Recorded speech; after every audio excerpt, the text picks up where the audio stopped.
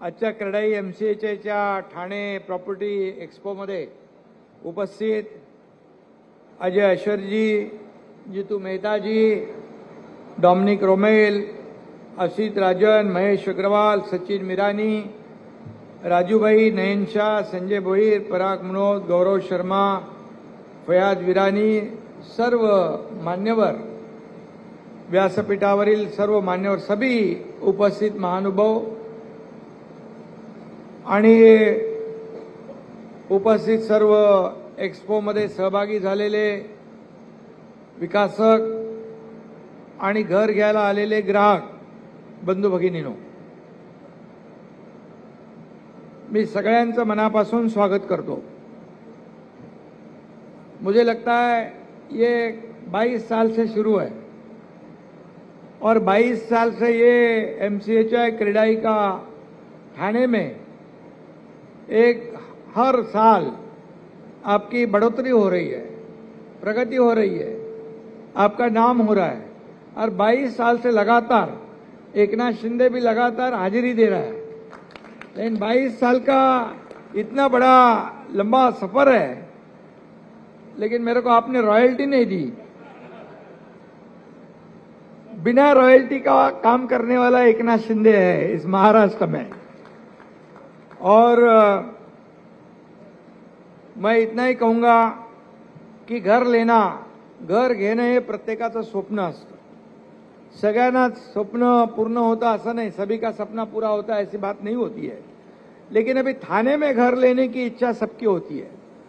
थाने एक बदल रहा है, थाने का विकास हो रहा है, ट्रांसफॉर्मेशन हो रहा है, सुविधा हो रही है, रोड बढ़ गए, मेट्रो आ गई, इंटरनल मेट्रो का काम शुरू है, सभी डेवलपमेंटल वर्क पूरी तरह सब जगह शुरू है। अभी थाने में ग्रीन कवर इतना है कि जब हम वहाँ हवाई सफर करते हैं हेलीकॉप्टर से, तो थाने में आने के बाद पूरा एक अलग अनोखा अद्भुत ऐसा वातावरण और नेचर दिखाई पड़ता है। कई तालाब है, कई बाजू में एऊर का पहाड़ है, संजय गांधी नेशनल उद्यान है और सब हरा भरा है और इसलिए लोग अभी थाना पसंद कर रहे हैं। पोल्यूशन कम है, थाना में कई सुविधा, अभी पहले जैसा थाना रहा क्या, बदल गया। अभी सेंट्रल पार्क भी आया, 20 एकड़ का बड़ा सेंट्रल पार्क बनाया है अपने पराग भाई ने। और मैंने जब गया था वहां पर तो उनको कहा जितने और ट्री प्लांट करना कर सकते उतना करिए, क्योंकि हमें ये ग्लोबल वार्मिंग, क्लाइमेट चेंज, ये सब जो है इससे लड़ना है और इसलिए प्रो एनवायरनमेंट डेवलपमेंट होना जरूरी है। और इसलिए एक ही काम कर सकते हैं उसके लिए, पेड़ लगाओ, पेड़ को बढ़ाओ। और जो अभी माहौल है, कभी भी बारिश होती है, कभी बारिश बंद हो जाती है, कभी अभी तो थोड़ी ठंडी अच्छी है, लेकिन कभी कभी इतनी ज़्यादा गर्मी होती है कि ये सब पूरा माहौल जो है, नेचर पूरा बदल गया है। और इसलिए हम नेचर का ख्याल रखते हुए हमें बहुत ध्यान देना पड़ेगा। और सेंट्रल पार्क हो गया है, कई गार्डन ठाणे में है, कई तालाब है, ये तालाबों का शहर, ये ऐसी पहचान ठाणे की है। और मुझे खुशी है कि जितने तालाब है सब उसको हम लोग डेवलप कर रहे हैं। एक तो इधर सिविल हॉस्पिटल के इधर जोगीला पार्क में, जोगीला मार्केट के बाजू में तालाब पूरी तरह बुझ गया था, उसके ऊपर घर बन गए थे, वो सब 200-250 घरों को हमने शिफ्ट कर दिया और तालाब जैसे था फिर से तालाब बनाने का काम शुरू कर दिया है। ये सब जगह नहीं होता है और इसलिए मैं आपको कहूंगा कि थाने में लोग पसंद कर रहे हैं थाने को। और सभी लोग सोचते हैं इन भूलभुलैया गलियों में अपना भी कोई एक घर हो, अंबर में खुलेगी खिड़कियां, खिड़की में खुला अंबर होगा, मतलब वेंटिलेशन जैसे सब जगह से जो रहने वाले को सुविधा मिलेगी, ऐसे आप घर बनाओ और लोगों को इसमें फायदा हो जाए।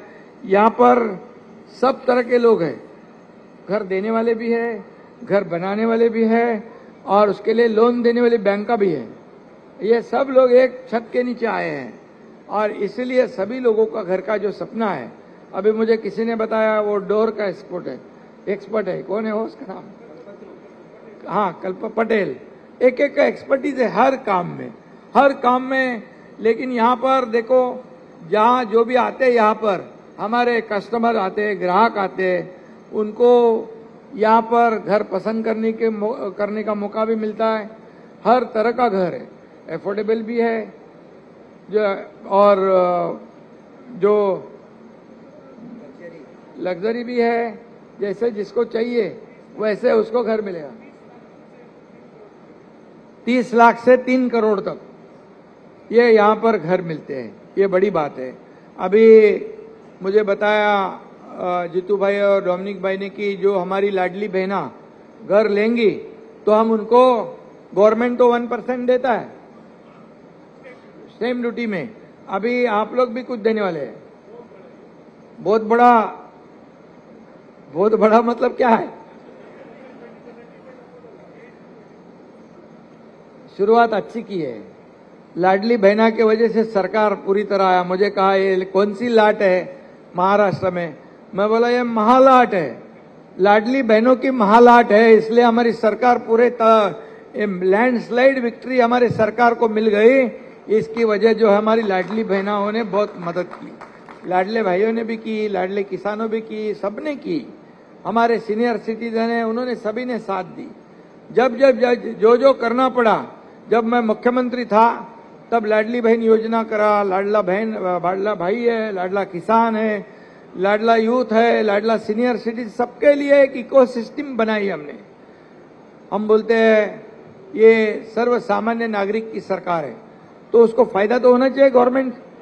कई लोग मुझे बोले आपने सबको तो दे दिया, गाड़ी वालों को क्या देने वाले हैं, तो मैंने वो टोल नाका भी छूट कर दिया।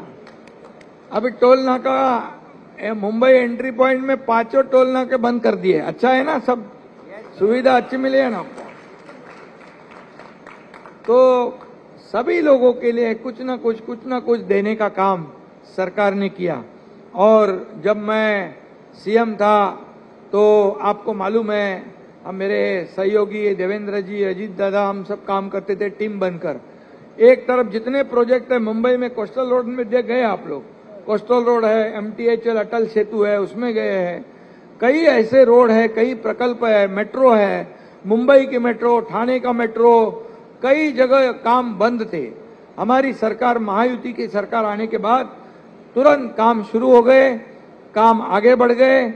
आदरणीय प्रधानमंत्री जी को हमने बुलाया, कई लोकार्पण भी कर दिए, कोस्टल शुरू हो गया, अटल सेतु शुरू हुआ, मेट्रो शुरू हुआ, नागपुर मुंबई समृद्धि महामार्ग शुरू हुआ, सब जगह पर डेवलपमेंट हुआ। और ये डेवलपमेंट के साथ हमने यहाँ पर वेलफेयर स्कीम भी, कल्याणकारी योजना भी शुरू की। उसमें लाडली बहन, लाडला भाई, लाडला किसान, लाडला यूथ, लाडला सीनियर सिटीजन, सबके लिए, मतलब एक तरफ डेवलपमेंट, दूसरी तरफ कल्याणकारी योजना, और इसको हमने जोड़ दिया। इसलिए विधानसभा के चुनाव, आप लोग ने सोचा होगा कि लोकसभा में हमें कम सीटें मिली, आपने सोचा होगा अभी क्या होगा, सरकार तो बदली हो गया, इसलिए आप भी थोड़े ठंडे हो गए थे, सोच रहे थे सरकार वापस ये महायुति की आएगी कि नहीं, डाउटफुल था आपको। लेकिन 4 महीने 5 महीने में हम लोग ने ऐसा गेम चेंजर कर दिया कि इतनी पूरी ताकत से सरकार को फिर लाया। क्योंकि मैं आपको कहूंगा, जब मैं नगर विकास मंत्री था तो यूनिफाइड DCPR में अजय भाई बैठे, यहाँ पर राजू भाई है, डोमिनिक है, सब लोग हैं, अभी सभी आप लोग थे। मैंने कहा कि यूनिफाइड DCPR बनाते वक्त ऐसे रूल्स बनाओ, ऐसे नियम बनाओ कि डेवलपर को फायदा हो जाए, और डेवलपर के साथ जो एंड यूजर हमारा कस्टमर है उसको भी फायदा हो जाए, ऐसा काम करो। नियम और रूल कागज पे नहीं रहने चाहिए।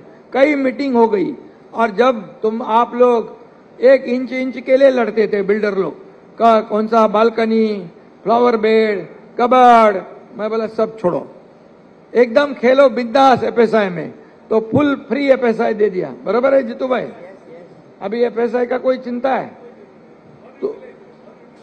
और हाइट का जो प्रॉब्लम था, हाइट 120 का 180 मीटर किया हमने, ये भी बढ़ा दिया, तो इससे भी आपको फायदा है। लेकिन आप फायदा लेके हमारे जो सर्व सामान्य जो लाडली बहना लाडले भाई, उनको भी आप लोग ये फायदे में से उनको भी शेयर करना चाहिए। हाँ तो ये फायदा एंड यूजर तक पहुंचना चाहिए। आज मेरे पास नगर विकास भी है और हाउसिंग भी है, दोनों है। अभी दोनों के वजह से हाउसिंग डिपार्टमेंट को आगे बढ़ाने के लिए, चलाने के लिए माड़ा है, एसआरए है, जितने भी प्रोजेक्ट बहुत सालों से प्रलंबित है उसको हम आगे बढ़ा रहे हैं। कुछ रूल्स में चेंज करना है, उसको भी हम चेंज करेंगे, क्योंकि यहाँ पर अफोर्डेबल हाउसिंग होगी, अफोर्डेबल रेंटल हाउसिंग होगी, वर्किंग वुमन हाउसिंग होगी, ये बच्चों को हॉस्टल होगा, यहाँ पर सीनियर सिटीजन के लिए घर मिलेंगे, या गिरनी कामगार मुंबई के, उनको मुंबई में भी घर देने का हमने सोचा है। तो ये सब करने के लिए कुछ रूल्स में हमें प्रावधान करना पड़ेगा, कुछ चेंज करना पड़ेगा, वो भी हम करेंगे। और आपको इतना ही कहूंगा कि हमने अभी जो क्लस्टर शुरू किया है, क्लस्टर में आप भी आइए, कुछ क्लस्टर आप भी लीजिए, क्लस्टर को आगे बढ़ाएंगे। क्लस्टर ये एशिया में ये क्लस्टर का कंसेप्ट पहले हमने ठाणा में लाया। किसी को लगता था कि ठाणा में ये क्लस्टर होगा ही नहीं, लेकिन मुझे खुशी है 5 बिल्डिंग अभी क्लस्टर की शुरू है, 16 17 फ्लोर तक काम शुरू हो गया है। और इसलिए क्लस्टर में एक पूरा प्लान सिटी हम बना सकते हैं, city with in develop city बनाने का वो कंसेप्ट है। और इसलिए अभी हमने एमएमआरडीए को लिया है, सिडको को लिया है, ठाणे कारपोरेशन के साथ सिडको है, मुंबई में रमाबाई कॉलोनी है, एसआरए के साथ एमएमआरडीए है। अभी CIDCO, MMRDA, MIDC, MSRDC, Mahapreet, माडा, एसआरए, सब लोगों को हमने साथ कर दिया है। जितने भी प्रोजेक्ट कई सालों से नहीं हो रहे हैं उसको हम पुश कर रहे हैं, उसको आगे बढ़ा रहे हैं, क्योंकि स्लम फ्री सिटी करना है तो इसे हमें पूरा ये साथ होकर, एकजुट होकर हमें काम करना पड़ेगा। और उसमें पॉलिटिकल विल चाहिए। पॉलिटिकल विल जब मिलती है तब प्रोजेक्ट आगे बढ़ता है, क्योंकि नहीं तो इतना क्यों देना, उतना क्यों देना। जब भी डेवलपर लोगों को तकलीफ थी, जब भी ऐसे मतलब कोविड तो था ही, डेवलपर भी ऐसे वेंटिलेटर पे जाने वाले थे, लेकिन बोले अभी वेंटिलेटर पे जाएंगे तो डेवलपर सब कोमा में जाएंगे तो प्रॉब्लम हो जाएगा। और उसी वक्त हमने जो देना था फैसिलिटी तभी दिया। ये सब डेवलपर ने फिर से काम शुरू किया। मुझे पता है कि तभी स्टैम्प ड्यूटी में भी हमने सहूलियत दी, प्रीमियम कम कर दिया, रूल्स में इंस्टॉलमेंट दे दिया। क्योंकि गवर्नमेंट क्या है, गवर्नमेंट किसके लिए होता है? आम पब्लिक के लिए होता है। जो आम पब्लिक को घर देता है वो डेवलपर है, उसका भी कुछ समस्या वो भी सुन के लेना चाहिए। डेवलपर क्या सब इतना बड़ा, सब लोग सोचते हैं बहुत पैसे कमाता है, अरे लेकिन उसको पैसे डालने भी पड़ते हैं, तो इसलिए ये भी सोचना पड़ता है।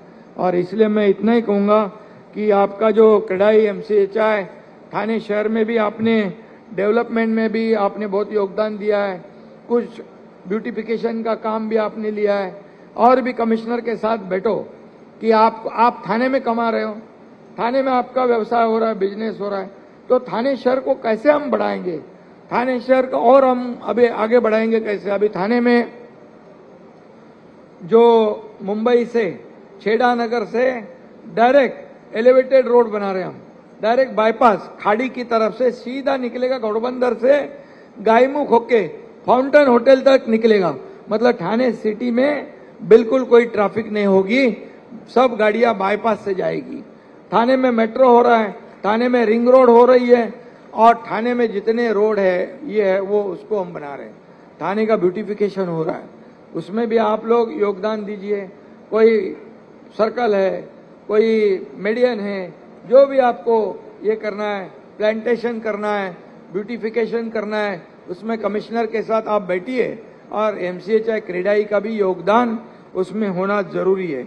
और इसलिए मैं अभी इतना ही कहूंगा, मेरे पास पहले तो मैं सीएम था, तभी नहीं, तभी सीएम था, लोग कहते थे चीफ मिनिस्टर है, अरे कहीं भी जाता है सबको मिलता है, तब मैं कहता था सीएम मीन्स कॉमन मैन। अभी देवेंद्र जी सीएम है, अभी मैं डीसीएम हूं, अभी मैं कहता हूं डेडिकेटेड टू कॉमन मैन। अभी जीतू भाई ने एक नया नाम दिया है, ठीक है। आखिर हमारा जो रिश्ता है, जो रिलेशन है, वो पद तो आते जाते हैं, पद ऊपर नीचे होते हैं, लेकिन पद से ज्यादा काम का ज्यादा महत्व होता है।